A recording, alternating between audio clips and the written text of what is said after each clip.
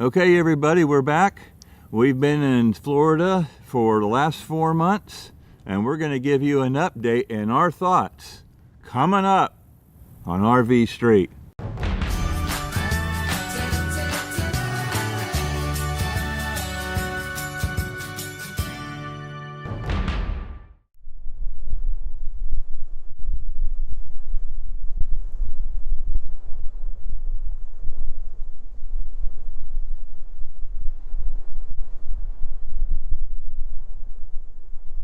Okay, so like we said, we're here in Central Florida and have been here for the last 4 months. And when we were getting ready to come here, we thought we had to get reservations and all that. And well, yeah, reservations has not been a problem at all.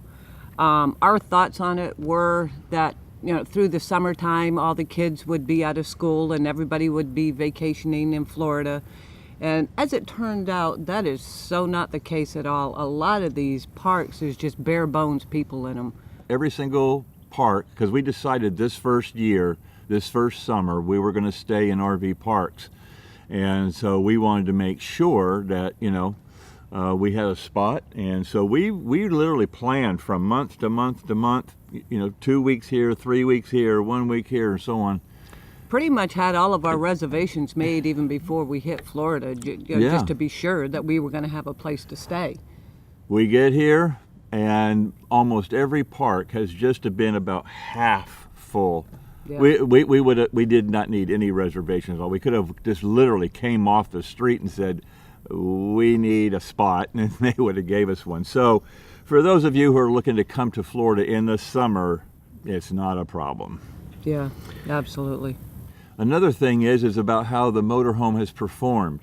Now, as we said before, we were living in the motorhome for a little over a year before we even got on the road to start traveling. So we knew the motorhome fairly well. But now that we're actually traveling, putting miles, driving, and experiencing all the different things that presents, it's performed really well. Yeah, setting up, breaking down constantly, just constantly moving. We've had absolutely no problems at all with the motorhome.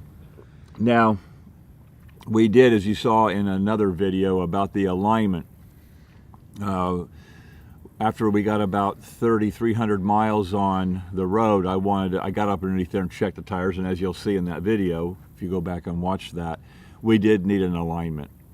But other than that, it has performed great. Absolutely. So even though the motorhome has been performing great, and so is our tow car, by the way, we have found ourselves very dependent on Google Maps. Very much so. When you live in a fixed spot, you know where everything is. You know where the grocery stores, everything. Yep. Well, we have no idea where anything is anymore. So yeah, you pull up to a new spot and it's like, okay, well, where do we get groceries from here? Where is, the nearest beach? Where is the liquor store? Where is it? You have no idea. So you basically push in your phone, closest Walmart center, closest gas station, closest whatever. And because one thing I've noticed too, Joni, is that back home in Texas, when we lived in Houston area, you wanted to go to the store, grocery store, Walgreens, whatever, it was like 10 blocks. Yeah. The bank, 6 blocks. In Florida, it could be 10 miles. Yes, it can. It's not like it's right around the corner. You may have to drive 20, 30 minutes to get to the nearest bank. You may have to drive 30 minutes to get to the Walmart to get groceries or whatever. It can become kind of a daily excursion. Today, we're going into town and getting groceries. What are we going to find today? Yeah. Yeah. So things are much more spread out in Florida. Yeah. I also discovered in Florida that groceries are more expensive. Yeah. Absolutely. We are definitely spending more money on groceries than we did when we were in Texas. I don't know why that is, but it is true. Yeah. Joni always told me when we were in Houston that our grocery bill was running about $400 a month or so. And at this point, we're spending about $500 a month. 500, yeah. We've been keeping tabs on everything we buy. I mean, every time we go to the store, regardless if it's a bag of ice or a full load of groceries, we log that stuff in and we're keeping track of every single penny. And in our groceries, we're running right at about $500, $505 a month. Yeah. So it is a little more expensive. A little more expensive, but on the plus side of things, yeah, alcohol is a lot cheaper here. Crazy cheaper. Yeah. In Texas, one of the main, what do you call it, alcohol chains or whatever, Specs Liquor. There's others, but Specs is one of them. And I like margaritas, and I'd always buy a half gallon of tequila. Out the door with taxes in Texas was about $42. When we got to Florida, the good news is we discovered two main places to get your adult beverages. ABC Wine and Spirits, yeah, and Walmart Liquor Store. Oddly enough. We've never seen a Walmart liquor store before. No, actually, it was quite shocking to see Yeah. that. I was like, holy crap, there's a Walmart liquor store. But in either place, ABC or Walmart Liquor, that same half gallon of tequila out the door was usually about $29. I found that we one time it was on sale and I got it for like $26.50. Just a huge difference, like 30% or more off than what we were normally paying. So the good news is that covers the cost of the extra grocery bill. Yeah, and we've seriously considered going on a liquid diet. Yeah, we've tossed that idea around. If our groceries start going up too high, more fluids. But that's why we end up using the Google phone so much. We're always lost. Okay, so the next thing on our list that we wanted to cover and share with you guys is, since we have been in Florida, we have been experiencing record rain, record heat. Well, you know, we were actually pretty prepared for the typical afternoon shower of Florida. We know that kind of happens, you know, just a shower every day, 15, 20 minutes. We were not prepared for this constant, everyday, torrential downpours. I mean, I told Martin we are going to get moldy if this doesn't Moldy. stop. Yeah, we're both going, why do they call this the sunshine state? It should be the moldy state. The sun is not shining. And that's serious business. And the mornings were always great. Okay, so we'd wake up, have our coffee like we are now. But if you wanted to get anything done, you better get it done before noon or 1. Yeah. Because every day, 1 o'clock it would start, and it would rain and rain and rain and rain. And rain some more. And rain some more, till about 4, 5, 6 o'clock sometimes. And just hours of rain. And, but here, the last couple, well, actually about the last week. Yeah. The last week it's starting, you know, we're right now, today's October 1st. So it's starting to taper off. We're getting out of that summer season, entering into fall. The temperatures are really nice now, and the rain is beginning to stop. But not only have we been suffering the heavy record rain, but the record heat. And we have found out now, as we're moving around and getting all of these different positions, we're going to be getting window awnings. Yeah.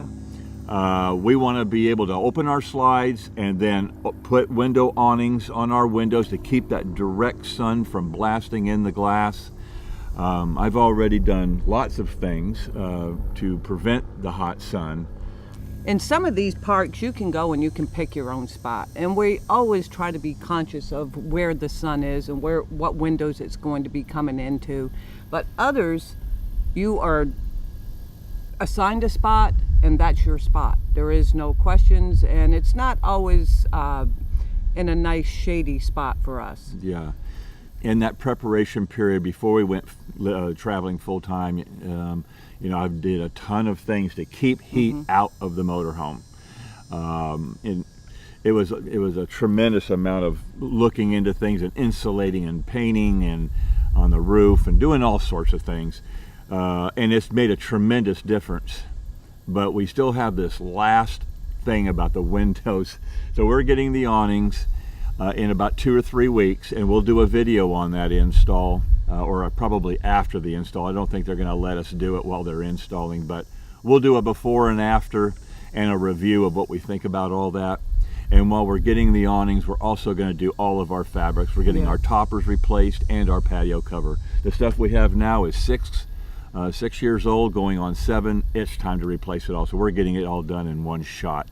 We're doing that here in Central Florida in a couple, 3 weeks. So one thing that we have discovered, there has been, because it's been hurricane season pretty much since we've been in Florida. And with all of the rain and whatnot, you always have to watch the weather.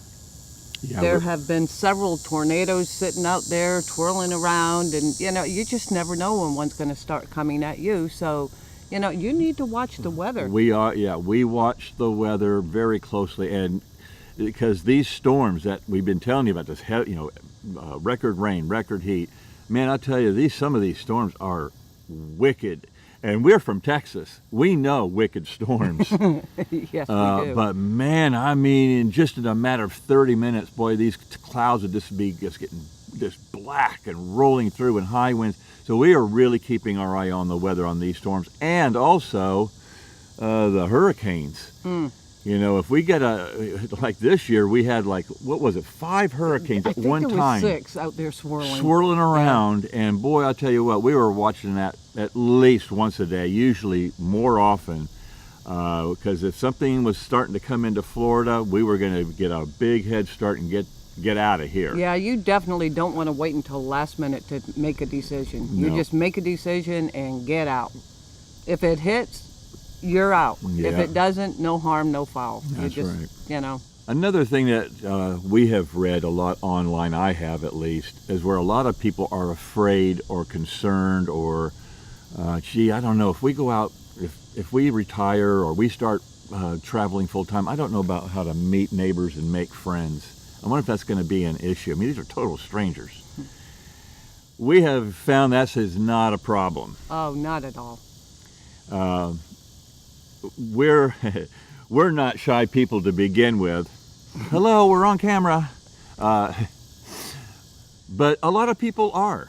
A lot of people are, they're afraid to meet new people, or they're unsure about them. And our observation is, wherever you go with RVers, 90% of them, super, super friendly. They're just like us. Yeah, they just want to chit chat, and it's amazing. You can be sitting outside enjoying your coffee or a cocktail, and they stop and just start talking. If you saw us in a campground, would you be afraid to talk, I don't know, to me? I would. That's the way most people are in the campground. They are just like us. And if you strike up a conversation or you make a comment about their dog while they're walking their dog, or they're out there working on their motorhome, or they're polishing their car, or whatever they're doing outside, and you just walk up and just say, hey, neighbor, it's a great conversation. You get to meet new friends, new people, make new friends. Everybody's got a story. Yeah. And everybody wants to tell their story. Yeah. And the last thing that we wanted to bring up was how amazed we were on the roadways in Florida. Yeah. From the time we started coming into Florida, and throughout the whole time we've been in Florida, I constantly am commenting to Joni how beautiful the highways are. I told her the other day, I think Florida has 24/7, 365 landscapers. It is amazingly clean, well kept. It's probably the most beautiful state that I have ever been in. Yeah, and we have found very few, minute amount of things like potholes and rough roads and trash on the side of the roadway. And it's just so clean and pristine. And I was telling her, I made a comment the other day that when we're in Texas, or if you came to Texas, One thing that you would notice right off the bat is that there's the American flag and Texas flags flying everywhere. Yeah. Texas proud. In Florida, you don't see a lot of that. You don't see the American flag or the Florida flag.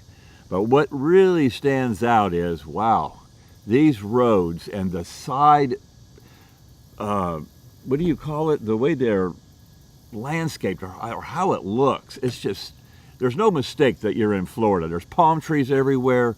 Everything is clean, lots of trees and rolling hills and grass. It almost seems like they are making a movie and they made everything perfect for the movie. Yeah. I mean, that's how beautiful it is here. Now, we haven't gone below St. Pete.